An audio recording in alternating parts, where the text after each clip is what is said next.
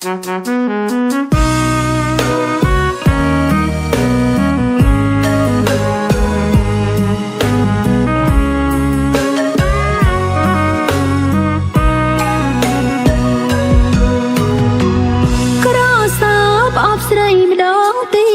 នទេអោប្រមីមេតាស្មួនដឹងទេអូនព្រឺកាយាលើកទីមួយអូនមិនដែលស្គាល់ស្នេហាមិនធ្លាប់យល់ឡើយពាក្យថាស្នេហាដំបងវងភាំងស្រទន់ចេញក្នុងប្រណីលំស្រីសុភាពរំទុំរូបម្រៀងសង្ហាបងល្អណាស់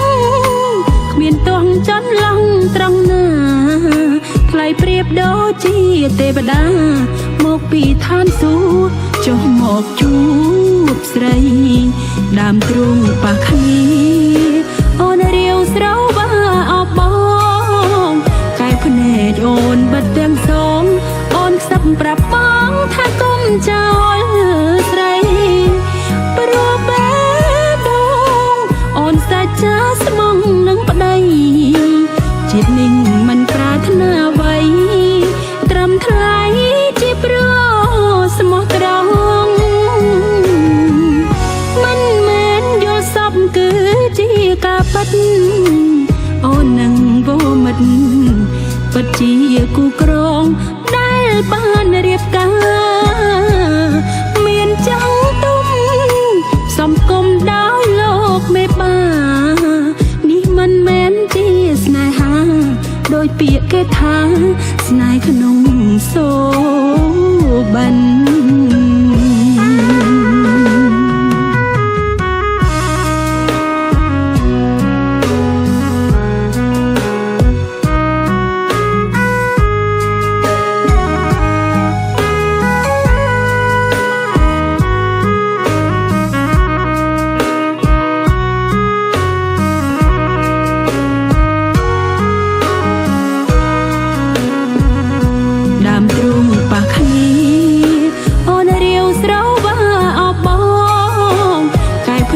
អូនបិទទាំងសងអូនខ្សឹបប្រាប់បងថាកុំចោលស្រីព្រោះបែបដងអូនសាច់ចាស្មងនឹងប្តីជាតិនេះមិនប្រាថ្នាអ្វីត្រឹមថ្លៃជាព្រោះស្មោះត្រង់មិនមែនយល់សពគឺជាការពិតអូននឹងវមិត្តពិតជាគូក្រងដែលបានរៀបការមានចាំងទុំសំគុំដោយលោកមេបានេះមិនមែនជាស្នេហាដោយពាក្យគេថា